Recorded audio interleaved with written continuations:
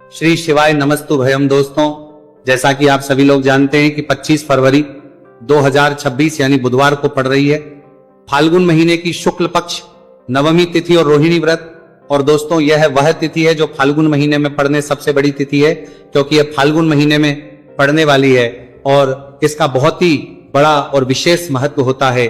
पूज्य गुरु जी ने कहा है कि अगर कभी भी मौका लग जाए और फाल्गुन महीने की नवमी तिथि बुधवार को पड़ जाए तो आप लोगों को सातहरा दूर्वा का उपाय तो अवश्य ही करना चाहिए। इन दोनों का संयोग बहुत ही कम आता है। इसी के साथ में गुरुजी ने अपनी शिव पुराण कथा में बताया है कि इस दिन आपको 7 दुर्वा का उपाय तो आपको अवश्य ही करना चाहिए, क्योंकि ऐसा दिन पूरे साल में सिर्फ एक ही बार आता है। और दोस्तों, आप सभी लोग जानते हो कि बुधवार का अगर सबसे बड़ा उपाय है तो वह सातहरा दूर्वा वाला उपाय है। तो दोस्तों, इस बुधवार नवमी तिथि के दिन आप लोगों को इस सातहरा दूर्वा वाला उपाय को जरूर करना है। बहुत सारे लोग होंगे जिन लोगों ने इस उपाय को न किया हो, मतलब पूरा साल निकल गया, उन्होंने किसी भी दिन इस सातहरा दूर्वा वाला उपाय को ना किया हो। पर दोस्तों, आपके पास एक आखिरी मौका बचा हुआ है जो कि 25 फरवरी के दिन है। तो इस दिन आप लोगों को इस वाले उपाय को जरूर कर लेना।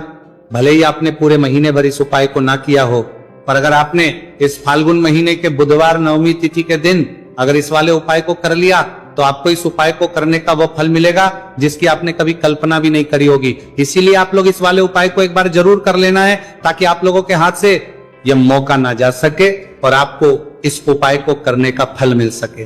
दोस्तों, ये उपाय पंडित जी ने अपनी अभी ही शिव महापुराण की कथा में बताया है, जिस उपाय को आज हम आपको बहुत अच्छे से समझाने वाले हैं।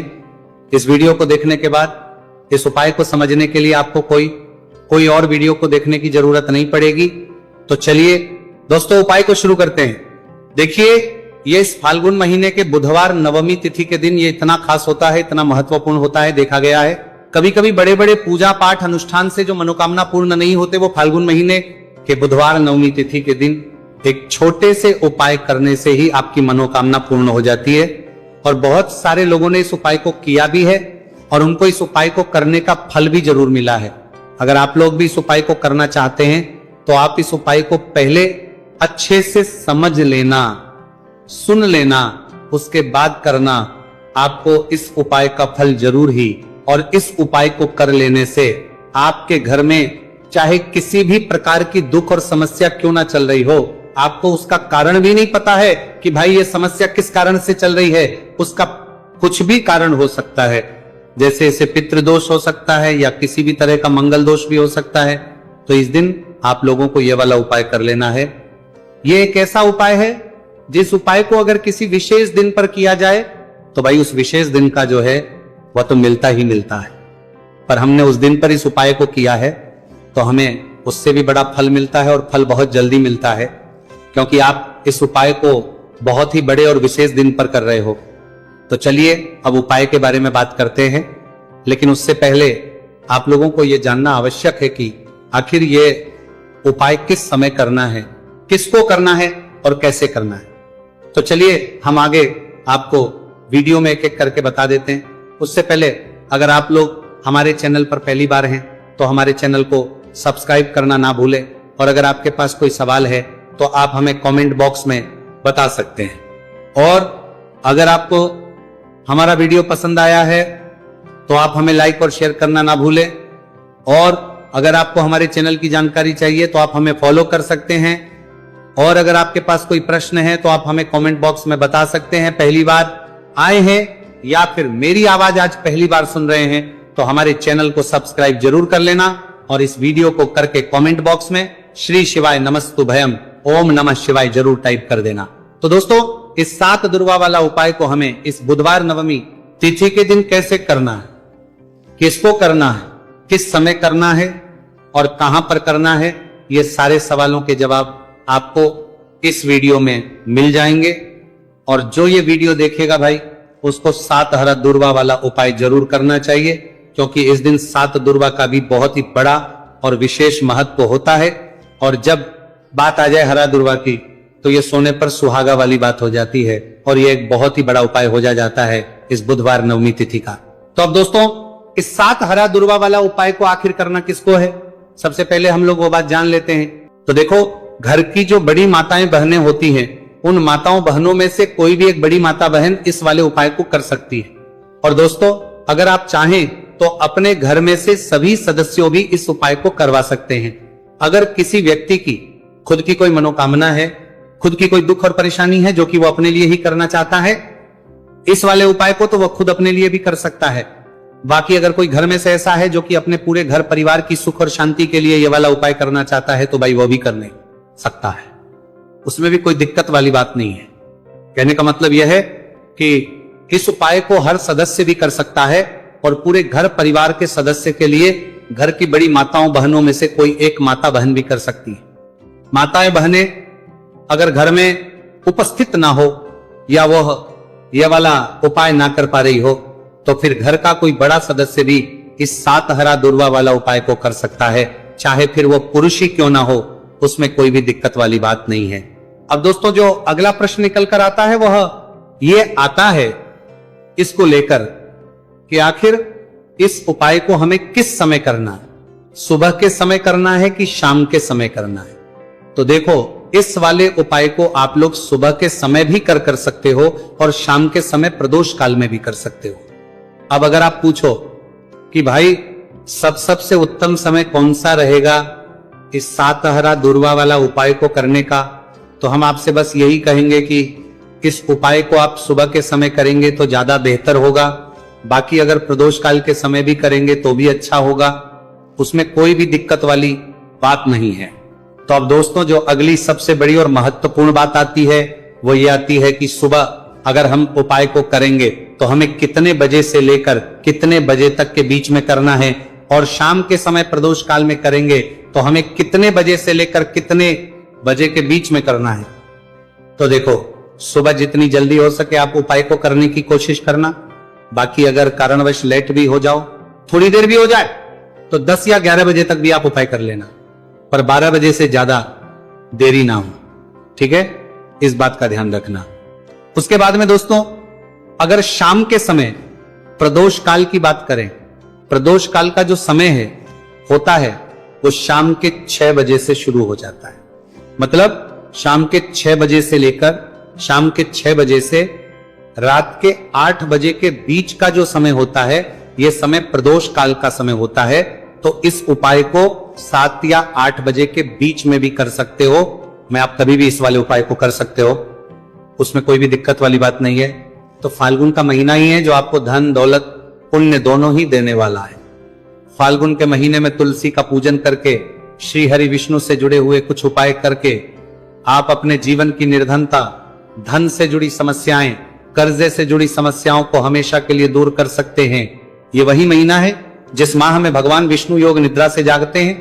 भगवान विष्णु को तुलसी अति प्रिय है, इसलिए उनकी पूजा में भी विशेष रूप से हम तुलसी का उपयोग करते हैं। और बिना तुलसी दल के, बिना तुलसी मैया के श्री हरि विष्णु की पूजा और उनका भोग दोनों ही अधूरे होते हैं। इसीलिए फाल्गुन के महीने में ऐसा उपाय आपको बताने वाले हैं जिसे करने से श्री हरि विष्णु की असीम कृपा आपको मिलेगी और मां तुलसी से ऐसा आशीर्वाद मिलेगा, जीवन का हर दुख, हर कष्ट, गरीबी, निर्धनता, कर्जे से जुड़ी समस्याएं, सब कुछ ही आपके जीवन से दूर हो जाएगा और सुख, समृद्धि, धन, वैभव, ऐश्वर्य सब कुछ आपको अपने जीवन में आसानी से मिलने लगेगा। तो चलिए बात कर लेते हैं कि कौन सा उपाय है, तुलसी के पौधे में कौन सी चीज आपको रखनी है और इस उपाय को किस समय करना है। देखिए, सबसे पहले तो आपको बता दें कि अगर आपके घर में तुलसी का पौधा नहीं है तो फाल्गुन के महीने में एक तुलसी का पौधा अपने घर में लाकर जरूर लगाए, क्योंकि फाल्गुन के महीने में जो लोग अपने घर में तुलसी जी का पौधा लाकर लगाते हैं, मां तुलसी का पूजन करते हैं, कभी भी मां तुलसी उनके घर में निर्धनता नहीं रुकने देती है। हमेशा उनके घर में धन की वृद्धि होती है, धन की वर्षा होती है। तो जरूर से तुलसी का पौधा फाल्गुन के महीने में अपने घर जरूर लेकर आए और अच्छे से आपको मां तुलसी का पूजन करना है, मां तुलसी के पौधे की देखभाल करनी है। और वह कौन चीज है जो आपको तुलसी के पौधे में फाल्गुन के महीने 25 फरवरी बुधवार नवमी तिथि में रखना है। और कैसे ये चीज रखते ही रातों रात आपके जीवन में चमत्कार होगा और आपके भाग्य का भी आपको साथ मिलेगा। तो देखिए, इस वीडियो में जितने भी उपाय हम आपको बताएंगे सभी उपाय सरल है। देखो गुरुजी ने कहा है कि बुधवार के दिन आपको 7 हरा दूर्वा वाला उपाय तो अवश्य ही करना चाहिए। वीडियो के अंतिम में आपको उपाय बताया है, आपको करना है। देखो आगे बढ़ने से पहले वीडियो को एक लाइक जरूर करें। देखो सबसे पहला उपाय, यदि आपके जीवन में कर्जा बहुत अधिक है, आपके जीवन में संकट बहुत अधिक रहते हैं, आपके ऊपर बहुत अधिक विपदा आ रही है, बार बार आपको अपने व्यापार में और अपने धन में हानि देखने को मिल रही है, यानी कि आपको प्रत्येक कार्य में हानि हो रही है, तो आपको यह उपाय करना चाहिए। इस उपाय को करने के लिए आपको 2 चीजों की आवश्यकता होगी। सबसे पहले है, आप जानते हो, जो कि भगवान गणेश जी को समर्पित होती है, तो आपको वह हरा दूर्वा की आवश्यकता होगी, साथ ही में एक लोटा जल की आवश्यकता होगी। और आप जब भी उपाय को करें, जिस दिन भी आपको करें, तो आपको प्रातः कल सुबह ही सुबह वह करना है। इस बात का विशेष रूप से आपको ध्यान रखना है, ठीक है। तो आपको एक हरा दूर्वा लेनी है। अगर आधा हरा दूर्वा भी मिल जाती है तो भी कोई दिक्कत नहीं है, बस आपको हरा दूर्वा है। अगर ज्यादा ना मिले तो उस स्थान पर एक हरा दूर्वा भी ले सकते हैं। हरा दूर्वा आपको आसानी से कहानी पर भी मिल जाती है, तो कोई दिक्कत नहीं है, बस आपको आसानी से कहानी पर भी जाएगी। बस याद रखिएगा, शुद्ध दूर्वा, और मतलब उसे शुद्ध करके ही उपयोग में लीजिएगा, है ना। तो आपको करना क्या है, एक हरा दूर्वा या एक से ज्यादा भी हरा दूर्वा आप लोग ले सकते हैं। तो एक हरा दूर्वा अपनी ले लीजिए। एक हरा दूर्वा के साथ में आप एक लोटा जल ले लीजिए, और इन दोनों ही चीजों को लेकर शिवाजी के मंदिर पहुंच जाइए। जी के मंदिर पहुंचकर सबसे पहले आप शिवाजी के पास में बैठ जाइए। शिवाजी के पास में बैठने के बाद जो शिवाजी की शिवलिंग होगी, शिवलिंग के ऊपर सबसे पहले आपको यह दुर्भाग्य को समर्पित करना है। दुर्भाग्य को कुछ इस प्रकार से समर्पित करना है कि जो दुर्वा की दांडी का मुख होगा वह जलधारी की तरफ हो, जहां से जल नीचे करता है ना। और जो हरा दुर्वा का मिला हुआ भाग होगा वो अपने आप शिवाजी के पीछे की तरफ हो जाएगा, ठीक है। तो इस प्रकार से ये हरा दूर्वा का, ये दूर्वा आपको भगवान शिवाजी का शिवलिंग के ऊपर समर्पित करनी है। और जो एक लोटा जल आप अपने साथ लेकर आए हैं, इसी दूर के ऊपर भगवान शिव जी के शिवलिंग के ऊपर एक धारा से आपको समर्पित कर देना है, ठीक है। अब यहां पर देखने बात यह है कि यह उपाय इस व्यक्ति को करना है जिस व्यक्ति की नौकरी नहीं लग रही हो, जो व्यक्ति परीक्षा में पास होना चाहता हो, तो इस व्यक्ति को अपने हाथों से इस उपाय करना है, तभी उपाय कम करेगा, ठीक है। उपाय को करने के बाद आपको 3 महीने उपाय आपको कब तक करना है, जब तक कि आपकी नौकरी ना जाए। जब तक आप इस उपाय को नियम के साथ करो, आपकी नौकरी जरूर लगेगी। अब बात करते हैं दूसरे उपाय के बारे में। तो देखिए दूसरे उपाय जो है, देखिए इस उपाय के लिए आपको मात्र 1 लौंग का जोड़ा लेना है, यानी कि 2 फूल वाली लौंग लेनी है। साथ में आपको मात्र थोड़ा सा शहद लेना होगा, और इसी के साथ में आपको तांबे के पात्र, अंदर शुद्ध जल लेना होगा। अब देखिए इन सभी सामग्रियों को लेकर के आपको भगवान शिव के मंदिर में पहुंच जाना है। देखिए ये उपाय आप सुबह से लेकर शाम तक कर सकते हैं। तो वो सबसे पहले तो आपके पास जो 2 फूल वाली लौंग है, उन्हें आपको शहद के अंदर अच्छे से डुबो है, यानी कि दोनों लौंग पर आपको अच्छे से शहद का लेपन कर देना है। अब आपको जो आपके पास एक लोटा जल है, सबसे पहले तो उसे शिवलिंग पर धीरे धीरे समर्पित करना है, और श्री शिवाय नमस्तुभयम इसका जाप करते हुए समर्पित कर देना है। अब आपके पास जो 2 फूल वाली लौंग है, शहद से उसे आपको शिवलिंग पर अर्पित करना है, और आपको प्रार्थना करनी है कि जीवन में जो रोग की स्थिति है वह समाप्त हो, जीवन के जो संकट और समस्याएं हैं वह सभी समाप्त हो, जीवन से जो कर्ज की समस्या है वह समाप्त हो। इस प्रकार से प्रार्थना करते हुए ये जो 2 फूल वाली लौंग ही शहद संयुक्त इस आपको शिवलिंग पर अर्पित कर देनी है। आपकी जो भी समस्या होगी इस बुधवार के दिन अवश्य ही समाप्त हो जाएगी। तो इस प्रकार से आपको पहला उपाय करना है। अब हम बात कर लेते हैं दूसरे उपाय के बारे में। देखिए ये उपाय आपके लिए सर्वश्रेष्ठ होने वाला है। देखिए इस उपाय के लिए आपको चाहिए होंगे 5 हरा मूंग के दाने, और मूंग के दाने कहीं से भी खंडित नहीं होने चाहिए, इस बात का ध्यान रखें। और इसी के साथ में आपको एक तांबे के पात्र के अंदर अपने घर से शुद्ध जल 1 लोटा जल ले लेना है। अब दोस्तों इन सभी सामग्रियों को लेकर के आपको सीधे पहुंच जाना है भगवान शिव के मंदिर में। देखिए इस उपाय को भी आप सुबह भी कर सकते हैं और शाम के समय में भी कर सकते हैं। देखिए भगवान शिव के मंदिर में पहुंचने के बाद आपके पास जो 5 हरे मूंग हैं, उनमें से पहला जो हरा मूंग है आपको शिवलिंग के सामने जो नंदी महाराज होते और उनका जो पैर उठा हुआ होता है वहां पर आपको पहला हरा मूंग समर्पित करते हैं और आपको श्री शिवाय नमस्तु भयम इसका जाप कर लेना है। फिर आपको दूसरा हरा मूंग लेना है और शिवलिंग पर जो श्री गणेश जी वाला स्थान होता है वहां पर आपको ये दूसरा हरा मूंग समर्पित कर देना है।